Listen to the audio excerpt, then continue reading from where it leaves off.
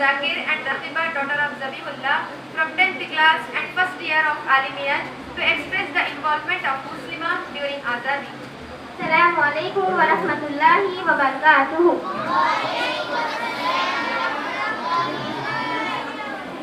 Alhamdulillahi Rabbil Alameen wassalatu wassalamu ala Rasul Kareem amma ba'd.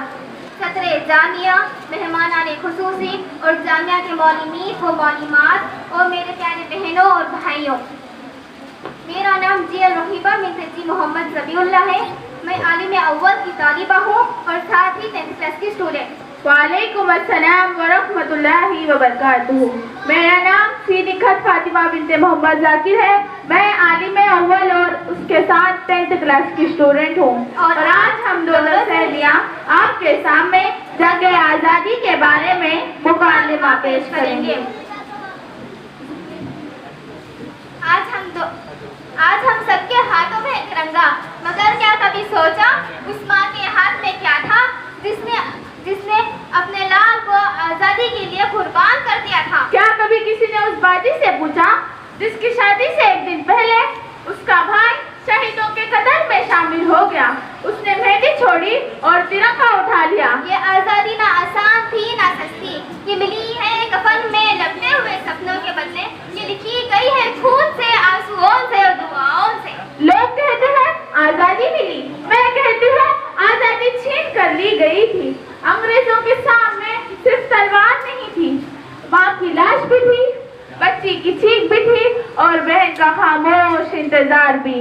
और हम मुस्लिम औरतें, हमारी रूह भी रोआ करती थी जब हमारे ईमान और वतन के दरमियान चुनाव होता था। लेकिन हमने कभी दो रास्ते नहीं चुने, हमने सिर्फ एक रास्ता चुना, भारत का। मैं निखत हूँ।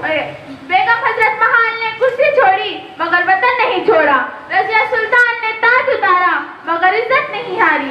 ये थी हमारी औरतें, नफरत के समंदर में भी अमन का दीपक। और आज जब हम आजाद हैं तो एक सवाल हर हिंदुस्तानी से करना चाहूंगी, क्या हम वाकई उनकी कुर्बानियों के लायक जी रहे हैं?